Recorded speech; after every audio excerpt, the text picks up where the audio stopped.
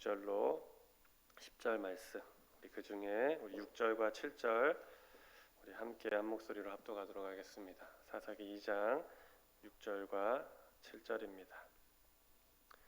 우리 찾으신 줄로 알고 함께 읽겠습니다.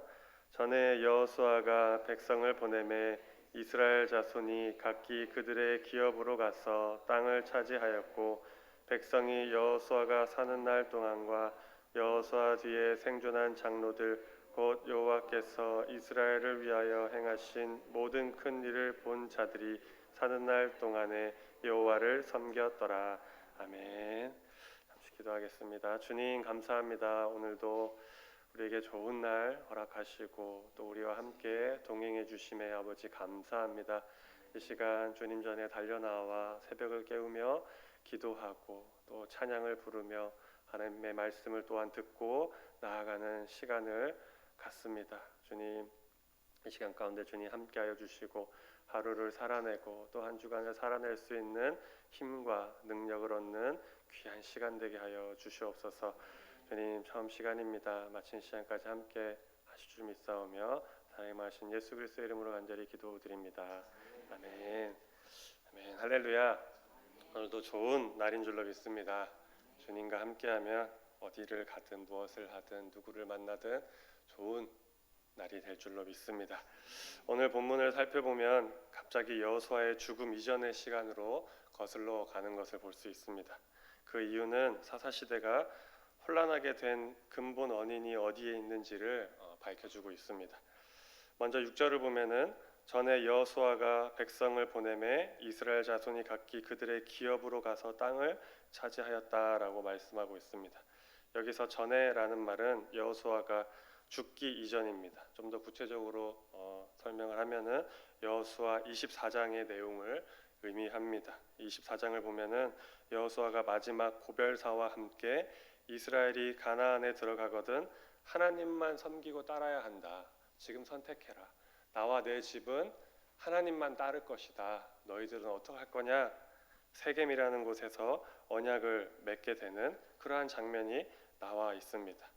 즉 6절 말씀은 이스라엘 백성들이 여호수아와 세겜에 모여서 하나님과 언약을 다시 한번 상기한 후에 그렇게 살겠노라고 다시 한번 약속을 하고 각자 분배받은 자신들의 기업으로 돌아갔다는 그러한 내용입니다. 그리고 그 이후에 어떠한 모습으로 이스라엘 백성들이 살았는지에 대해서는 성경에 아무런 언급이 없습니다.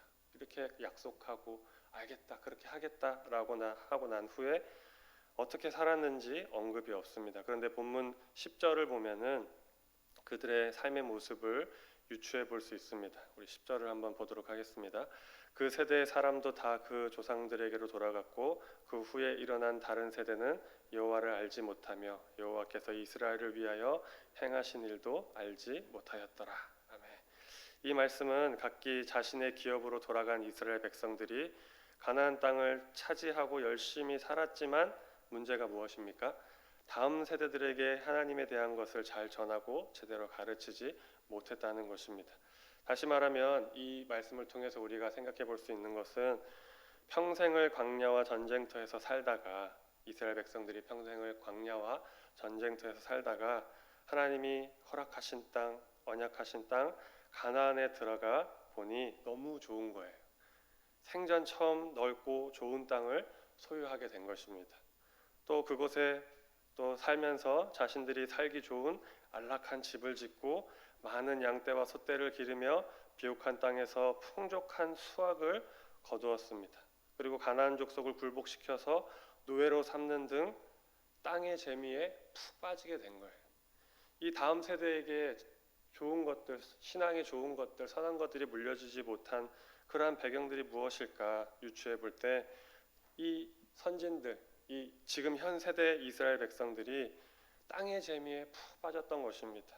좋은 땅, 넓은 땅, 노예를 부리고 수확을 풍족하게 거두고 땅의 재미에 푹 빠졌습니다. 결국 그 땅을 주시고 잘되게 복내려 주신 하나님에 대해서는 까맣게 잊어버리고 소홀하게 된 거예요. 여러분, 이러한 이스라엘의 백성들을 볼 때 우리의 모습과 좀 비슷하지 않습니까? 우리도 땅의 일에 정신을 쏟다 보면 이스라엘 백성들처럼 영적인 일에 소홀해지기가 쉽습니다. 하나님을 좀 잊어버립니다. 그렇죠?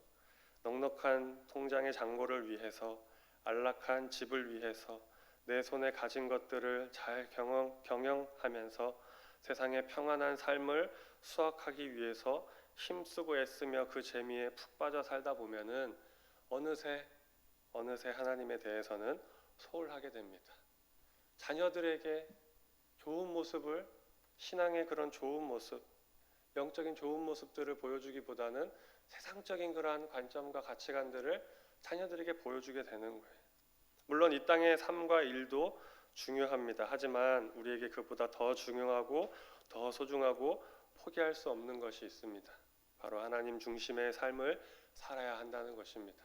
물질 중심, 세상주의 이러한 것들로 살아가는 것이 아니라 하나님 중심의 삶을 살아가야 합니다. 이스라엘 백성들은 하나님이 주신 가나안 땅에 들어와 세상 재미에 푹 빠졌습니다. 그 결과가 무엇입니까? 엉망진창이 된 사사시대였습니다. 여러분, 세상이 주는 재미를 주의해야 할 줄로 믿습니다. 지금 우리 삶에서 소홀해지고 멀어진 하나님과의 그런 관계가 있다면 다시 회복해야 됩니다.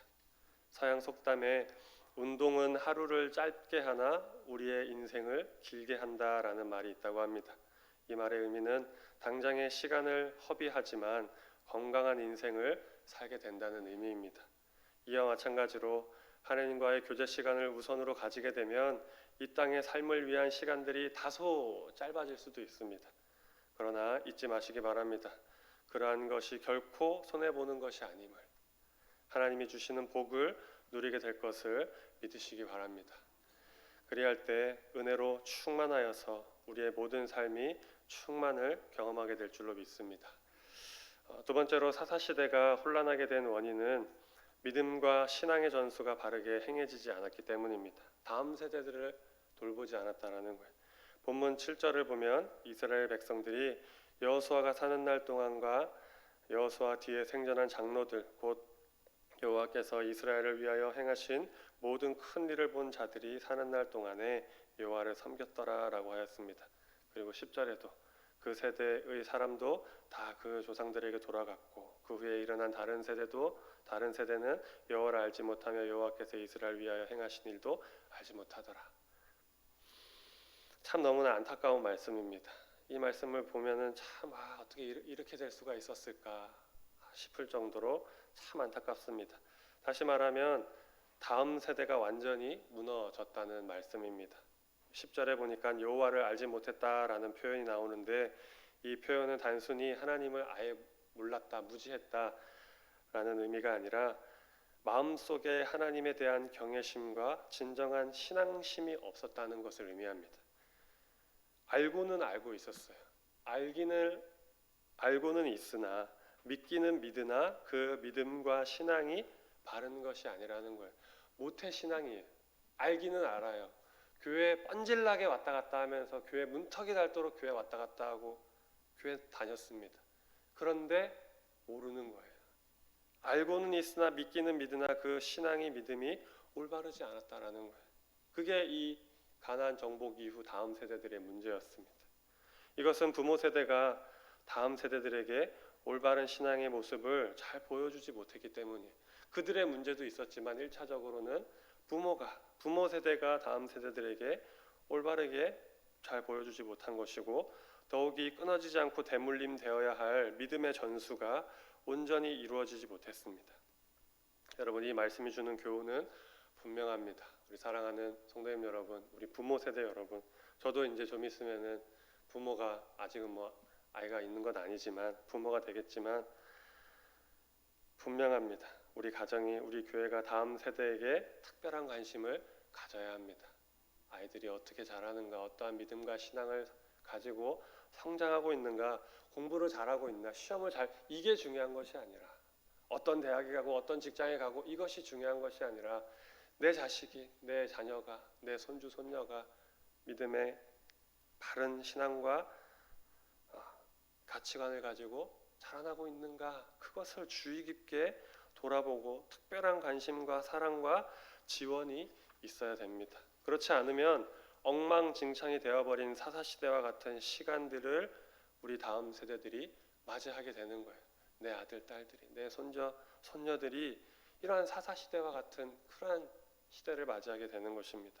세상에서도 교육은 국가의 백년 대계라 하여서 교육의 중요성을 강조하고 교육에 많은 또 재정을 투입하고 그 일에 많은 공을 들입니다. 그런데 문제는 무엇을 가르칠 것이냐 하는 점입니다. 우리 주변을 보면 교육이 너무나 중요하다고 하니까, 아이를 잘 가르쳐야 하니까 성공한 인생으로 키운다고 영재 교육을 하느라 대단히 열심입니다. 제가 저희 교회로 오기 전까지만 해도 목동에 잠시 사역을 했습니다. 엄청나더라고요. 그 교육열이 정말 아이들을 고등부를 만나서 사역을 했는데 만날 수가 없더라고요. 시간이 없어요. 10시, 11시에 끝나는데 그때 가서 만나서 뭐 하겠습니까? 주일도 학원 가느라 바쁩니다. 토요일은 두말할 것도 없고요. 아이들을 만날 시간이 없더라고요. 만나려고 막 이렇게 하면은 저희 엄마한테 물어봐야 돼요. 아빠한테 물어봐야 돼요. 부모님 전화하면은 안 됩니다. 수련회 가야 된다고 하면 안 됩니다. 학원 가야 됩니다. 특강 들어야 됩니다. 어마어마하더라고요. 또 큰 사람 되라고 동기를 부여하면서 야망과 야심을 불어넣습니다. 부모들이 그렇게 아이들을 키우더라고요. 그러한 아이들이 커서 어떻게 되겠습니까? 신앙이 올바른 사람으로 자라날 수 있겠습니까? 남을 짓밟고 올라가는 것입니다. 물질 만능주의, 외모지상주의 이러한 것에 빠지는 거예요. 그러면 우리는 어떻게 해야 될까요? 자녀를 교육함에 있어 먼저 세상의 세속적인 부모들처럼 재능과 돈과 성공의 노예로 자녀를 키우는 것이 아니라 신앙과 인격, 비전을 두루 갖춘 요셉과 다니엘처럼 하나님의 나라를 위해 귀하게 쓰임받는 일꾼이 되도록 키워야 할 줄로 믿습니다. 그러면 그 방법이 무엇일까요? 어떻게 해야 자녀들을 그렇게 키울 수 있을까요? 바로 성경을 자녀들에게 가르쳐야 합니다. 다른 방법이 없더라고요. 우리가 너무나도 잘 아는 말씀, 디모데후서 3장 15절로 17절. 또 어려서부터 성경을 알았나니 성경은 능히 너로 하여금 그리스도 예수 안에 있는 믿음으로 말미암아 구원에 이르는 지혜가 있게 하느니라.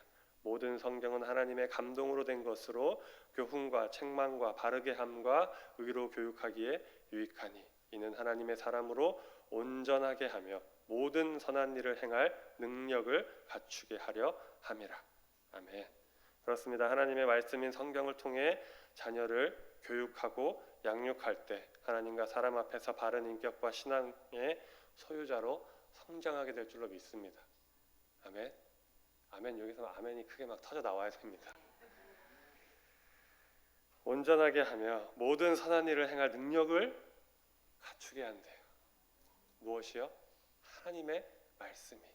국영수가 어떤 제3국어가 어떤 과학 철학이 그것이 그렇게 만드는 것이 아니라 하나님의 말씀이 사람으로 온전하게 하며 모든 선한 일을 행할 능력을 갖추게 한다라고 성경이 말씀합니다. 이 말씀을 믿으신다면, 이 말씀대로 될 줄로 믿으신다면 하나님의 말씀을 잘 가르치시기 바랍니다. 자녀들은 부모를 보고 닮습니다. 그죠? 부모가 뭘 가르치고 알려주고 막 이렇게 한다고 아이들이 잘 배우는 것이 아니라 부모의 행동 하나, 작은 것 하나를 잘 보고 배우더라고요. 저도 그렇게 부모님을 보고 배운 것 같습니다. 그렇다면 어떤 거를 우리 부모님들이 가르쳐야 될까요? 말씀을 가르치시고 그 말씀대로 사는 모습, 그 모범이 되셨으면 좋겠습니다.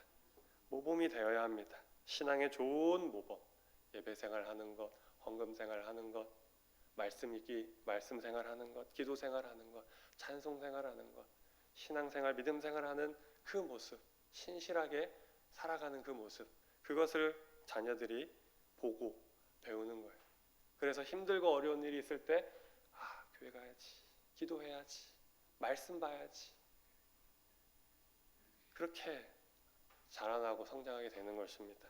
우리 그러한 모범이 되는 우리 부모님 되기를 축복합니다. 그러한 모범이 되려면 부모님들은 누구를 또한 모범으로 삼아야 할까요? 우리 주님, 예수님을 모범으로 삼아야 됩니다.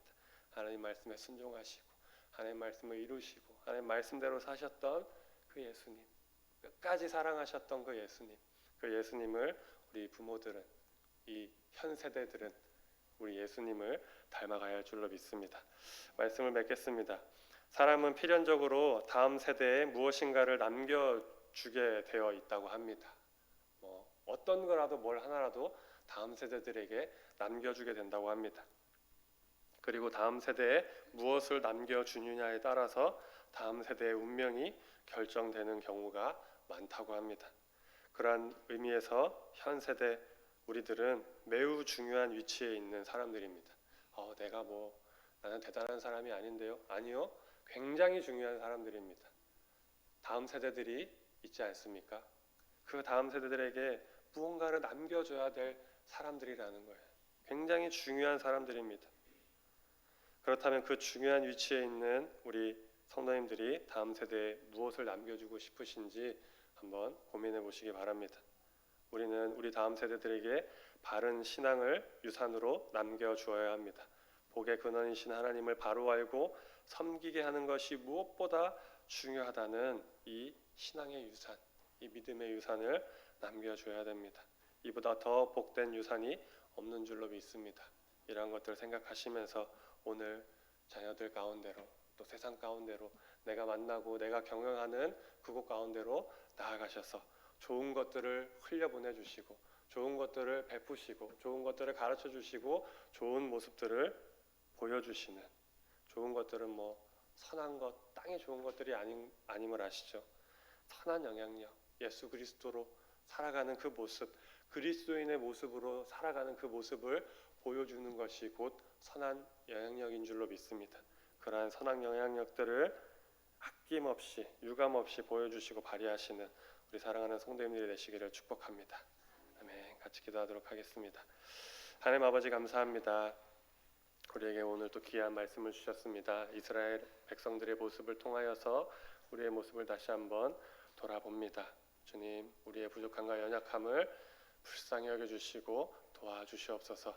주님 말씀을 부여잡고 오늘 하루도 나아가게 하여 주시고, 선하고 좋은 것들로 주님이 주시는 또 믿음의 좋은 것들을 우리 가운데 많이 새겨지게 하여 주시고, 그래서 그러한 것들이 우리 자녀들과 또한 세상 가운데 흘러가게 하여 주옵소서. 주님이 쓰시는 귀한 도구들로 우리 사랑하는 새벽 기도자들과 은좌의 모든 성도들을 사용하여 주시옵소서.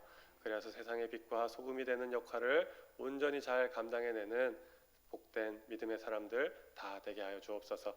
감사드리며 예수 그리스도의 이름으로 간절히 기도드립니다. 아멘. 너희는 이렇게 기도하라.